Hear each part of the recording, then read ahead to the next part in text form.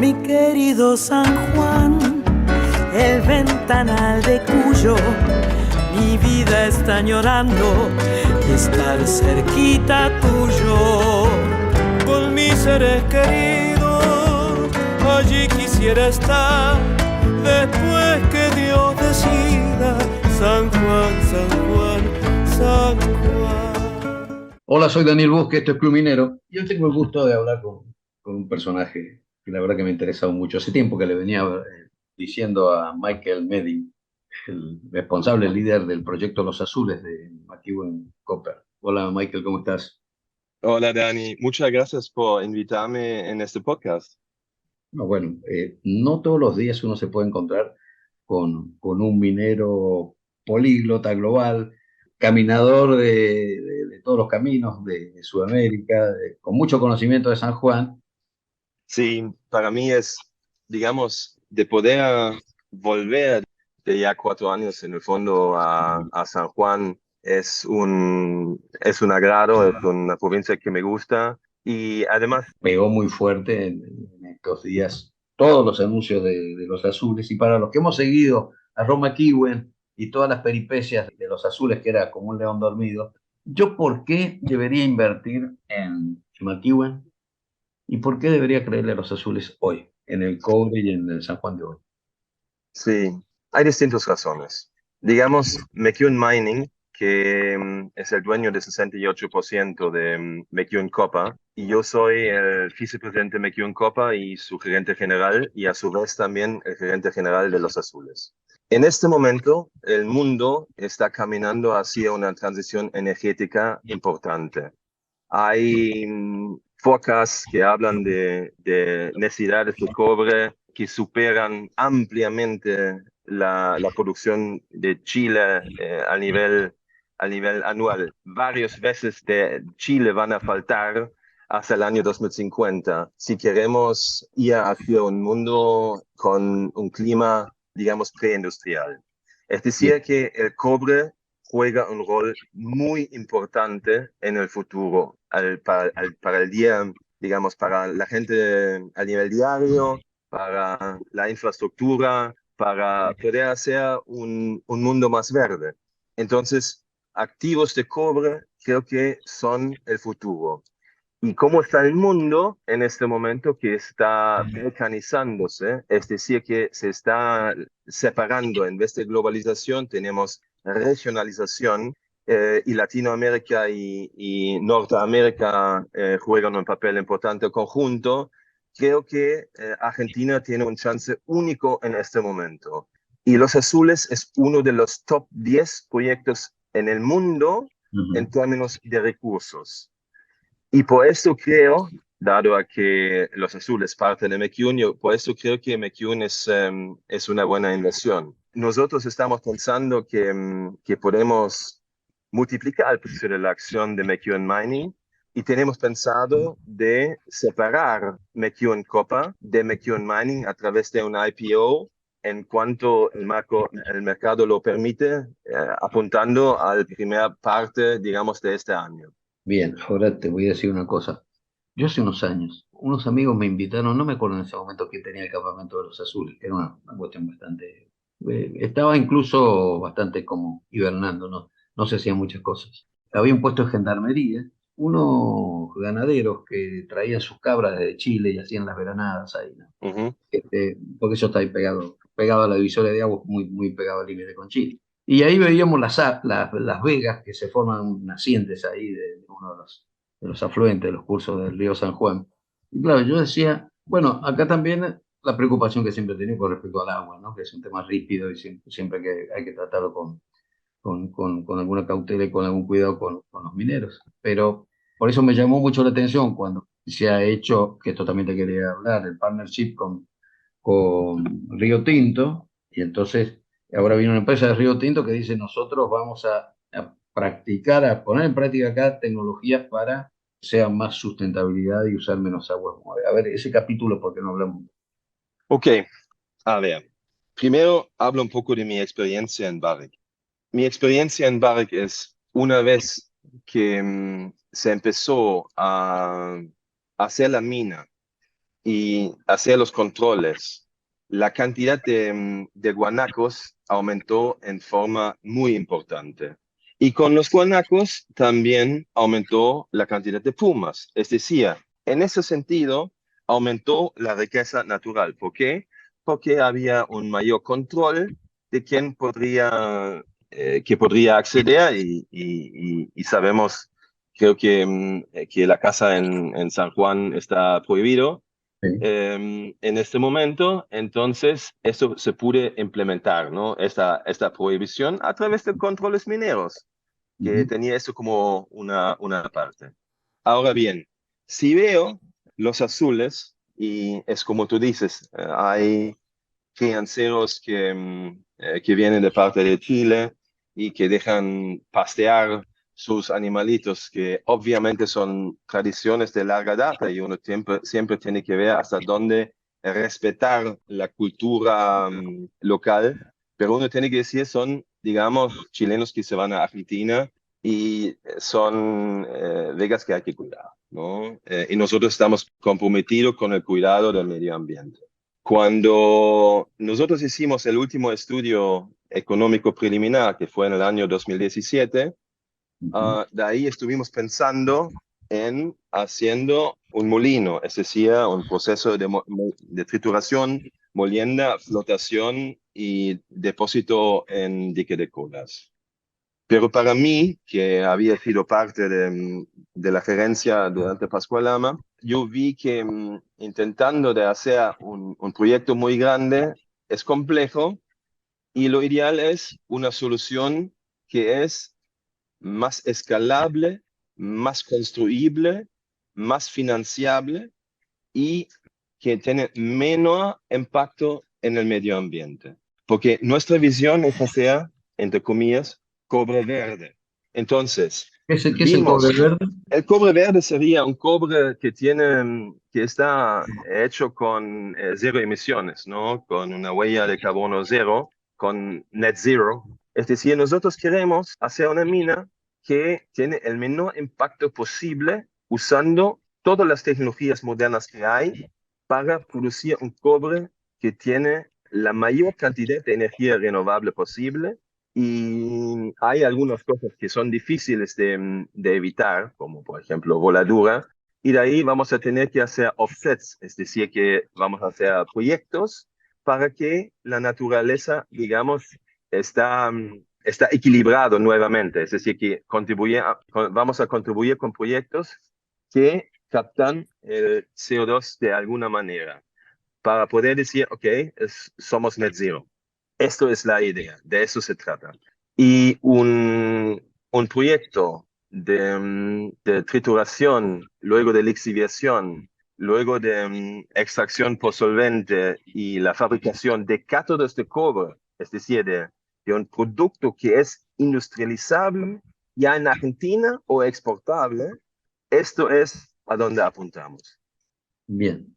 Vos llevaste cuántos años, estuviste unos cuantos años en Barrick, tanto para Veladero como Pascualana, tanto primero por tu expertise financiero, porque estamos hablando con Michael Medin, un alemán de Düsseldorf, y que, bueno, tiene un poco de alemán, un poco de canadiense y mucho de latinoamericano, con años en Sí, Chile y en Argentina, en Uruguay, con una expertise en el negocio óptico, en la farmacéutica y bueno, que después ha devenido en minero, pero ya con los años en Barrick Gold y con los años que has tenido, luego después que has salido en 2017, me contabas que estuviste nada más y nada menos que en Cuba, sí. con otra figura, bueno, con un par de... Es decir, que tus vivencias son múltiples. Desde que vos que tú todavía no tienes 50 años cumplidos, pero sí una larga trayectoria desde que te dedicas a esto, el mundo cambió mucho. Hablaba de desglobalización, ¿verdad? Es decir, Sí, ¿cómo ha virado el negocio minero? ¿En qué hay que pensar hoy, tanto en un proyecto como en una operación en un mundo que está tan volátil? Y bueno, y en muchos casos ya con no guerras comerciales, sino guerras puras y duras. yo creo que hay distintas aristas. Primero, creo que es absolutamente necesario de contar con la licencia social y el apoyo de la comunidad y de la provincia donde uno tiene ubicado su proyecto, para empezar. Luego creo que la minería de hoy tiene que comunicar claramente sus impactos y sus beneficios y explicando a la gente qué uno está haciendo y estando abierto tanto a la población en general como a la prensa de qué estamos haciendo. Y esto, digamos, es un cambio que estoy viendo que algunas empresas lo hacen más rápido y otras más lento. Nosotros como política de nuestra empresa somos 100% abiertos en momentos, digamos, donde todo va bien y también en situaciones más complicadas. De hecho, yo publico mucho, mi equipo publica mucho, nosotros le damos el acceso, el número de teléfono, el WhatsApp a los distintos periodistas. Yo creo que es uno de los puntos. Y luego, yo creo que juega un rol muy importante es la conciencia ambiental. Uno tiene que diseñar proyectos que son amigables al medio ambiente. Y yo creo que esto es importante. Y luego, obviamente, uno tiene que pensar, ok, en el mundo, en la situación geopolítica donde estamos en este momento, Claro. ¿dónde quiero que mis productos se van? Por ejemplo, si yo produzco concentrado de cobre, ¿dónde quiero que, o dónde pienso que se puede luego transformar en cobre? En nuestro caso, apuntamos a cobre industrializable, a cátodos de cobre, que son placas de cobre, 99,5%, digamos, que tienen mercado. Se podría vender en la Argentina. Y Argentina tiene un potencial minero importantísimo, tiene una chance histórica en la situación en que está entre el litio y el cobre. Ujú. Argentina es un país que es industrializado, que tiene un sector automotor muy importante, y nosotros vamos hacia una transición energética y electromovilidad. Entonces, no es descabellado pensar que se puede hacer más desarrollo industrial en la Argentina. Entonces, hay una oportunidad enorme para el país en este momento. Bueno, es raro escucharte porque, bueno, estos son temas que apasionan, ¿no? Porque Ujú. en otro momento todo el mundo pensaba, antes de la pandemia, antes de Ucrania, antes de decenas de cosas que vienen pasando, siempre se estaba pensando en China, en la ruta de la seda. Como Sí, hoy en día, todas nuestras cabezas mirando hacia el Pacífico, ¿no? O mirando sí, hacia ese extremo, ¿no? Entonces, sin duda van a haber capítulos que se van a escribir que van a tener que ver con contienda monetaria, financiera, con el BRICS, el dólar, miles de cosas que van a pasar, ¿verdad? Ahora, en ese terreno, ¿cuánto está dificultando el acceso a los capitales y las decisiones empresarias? Es decir, ¿cuánto cuesta hoy convencerlo a los inversores, sobre todo cuando tienes un plus, que es decir, bueno, vamos a invertir en un lugar que tiene muy buenos recursos, la provincia de San Juan, la República Argentina, pero que tiene una inflación de aquella, ¿no? a ver. Primero, uno tiene que ver cómo está Argentina posicionado en este momento y cómo está posicionado San Juan en este momento. La situación en Chile se ha complicado en los últimos 10 años. La situación en Perú es muy complejo, con bloqueos a minas, digamos, casi al diario.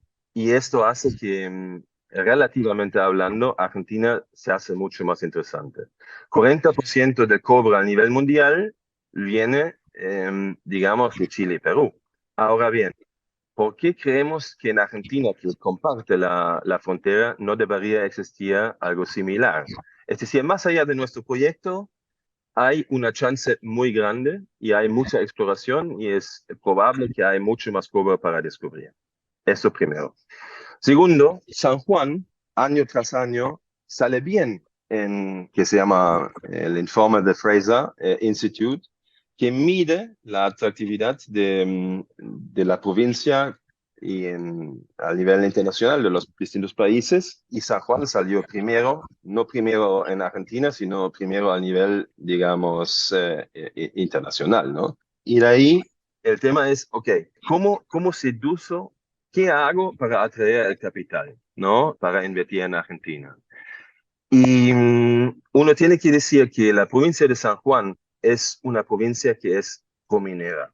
Hay política del Estado, hay un entendimiento que el 97% de la superficie de San Juan no es cultivable y mucho de la riqueza, cuando yo era gerente de finanzas de Barrick, 30% del Producto Bruto de la provincia era veladero, como por ejemplo, hay una oportunidad de transformación de la provincia muy grande. Ahora bien, a nivel nacional y en nivel coyuntural, hay obviamente ciertas situaciones que tienen que cambiarse para que Argentina pueda atraer más capital todavía. Hay mucha inversión en litio, pero proyectos de cobre requieren un capital muy grande, son habitualmente intensivos al nivel de mano de obra, dan muchos lugares de trabajo, dan trabajos calificados, dan trabajos muy bien pagos, son normalmente el número 1 o número 2. Entre el petróleo y la minería siempre son los mejores, pero hay que dar confianza a los inversionistas, confianza que las reglas de juego no cambian, confianza que cuando uno trae fondos a Argentina, se puede también llevarse, digamos, las inversiones y luego los dividendos. Si eso no está garantizado, invertir en proyectos de gran envergadura es muy complejo. Entonces, yo creo que esas son las cosas que que tienen que cambiarse. Argentina es un país que tiene ciertos problemas macroeconómicos, como todos sabemos, uno de los temas es la inflación, y eso no se va a cambiar por un día por otro, ¿no? Hay que hacer muchos cambios estructurales, pero con un buen equipo, con buena planificación, se puede manejar. En mi caso, yo tengo la experiencia de Barrick y durante mi gerencia esto nosotros lo manejamos muy bien. Entonces se puede, con la gente indicada. ¿Es un país complejo? Sí, es un país complejo, pero por otro lado, tiene mucho que ofrecer. Tú tienes un gran cariño por San Juan, me decías, pero si tú tuvieras que decir un par de motivos por los cuales, como dice la samba, volveré siempre a San Juan. ¿Por qué volverías siempre a San Juan? A, a mí me encanta el clima en San Juan, me encanta el cariño que tiene la gente. Si yo estaría aceptando todas las invitaciones para asados que me están haciendo, amigos y conocidos, estaría todos los días en algún asado y pesaría, no sé, 120 kilos. Es decir, que la gente son muy amigable. Yo nunca me sentí como un extranjero en San Juan. Me han integrado, digamos, desde el inicio. Y San Juan es un lugar seguro en comparación con otras provincias, incluso en comparación con ciudades en Chile como Santiago. Es un lugar donde tú puedes salir, digamos, de los 365 días al año. ¿Cuántos días tienes mal clima? ¿Que tienes sonda o que tienes lluvia? No sé, 30, 40 días al año. Y el resto, tú puedes hacer deporte. A mí me encanta ir con bici, por ejemplo, Ujú, y me encanta también la montaña, ujú. y eso tú puedes hacer todos los días. Y si tú ves cómo cambió San Juan, yo me acuerdo del Parque de Mayo cuando estuve andando con mi primera hija en el auto del bebé, y tú ves esto ahora, es otra ciudad. La oferta que hoy existe en San Juan para divertirse, el estadio, el teatro, el parque, toda la oferta gastronómica, San Juan en los últimos 12 años cambió rotundamente. Y eso me encanta. Bueno, no sigas porque ya mismo te va a llamar el gobernador y te va a ofrecer la dirección de tu hijo. Y vas a tener un logro. Bueno, por último, fabricante de cerveza. Entonces, ahí hay una admiración ya adicional. Donata del Desierto, ¿cuál es la mejor? ¿Cuál es la pinta que hay que tomar? Bueno, a mí me gusta mucho Session IPA, que es un Indian Pale Ale, que es un poco menos amargo que la IPA normal y es un poco más seco. A mí es la cerveza que casi exclusivamente tomo cuando estoy en el bar o me llevo botellas a la casa. Perfecto. Bueno, bien. Te hemos tomado el consejo y te confieso que no lo he probado, pero ya se me está haciendo agua a la boca. personalmente a mí me gusta la cerveza y poder haber invertido en 2017 en esa cervecería y poder hacer buena cerveza y que le gusta a la gente, me encanta. Bueno, vamos a pasar el aviso. Donata del Desierto, lo tiene con dos amigos sanjuaninos, Carmelo y Juanjo, que un día les dijo, miren, ustedes están produciendo muy poca cerveza, yo puedo aportar algo de capital y de organización, de management, etcétera, porque esta oportunidad no hay que perderla, están ahí en Rivadavia, lo que los viejos decíamos, desamparados. Te agradezco mucho. Fantástico, podríamos hablar horas porque, bueno, imagínate que el mundo y toda tanta tela para cortar no va a ser la última oportunidad. Y bueno, seguimos del Club Minero siguiendo a los azules y bueno, y finalmente cuál va a ser el destino último de este proyecto que, como decíamos, estuvo tanto tiempo dormido que ahora, bueno, parece que le ha llegado el momento y estamos hablando con Michael Medin, que es nada más y nada menos que el líder. Esa es la despedida, que no sé si quieres decirme algo más. Sí, Dani, muchas gracias por la invitación y uno tiene que pensar que en este momento tenemos 10 perforadoras andando, subimos dos más, 12. Tenemos en este momento 440 personas trabajando para los azules. Son 440 familias cuyos ingresos dependen del proyecto y queremos seguir empujando el proyecto y seguir creciendo, ¿no? Bueno, eso es el mensaje, que nosotros estamos comprometidos con el proyecto y con su desarrollo.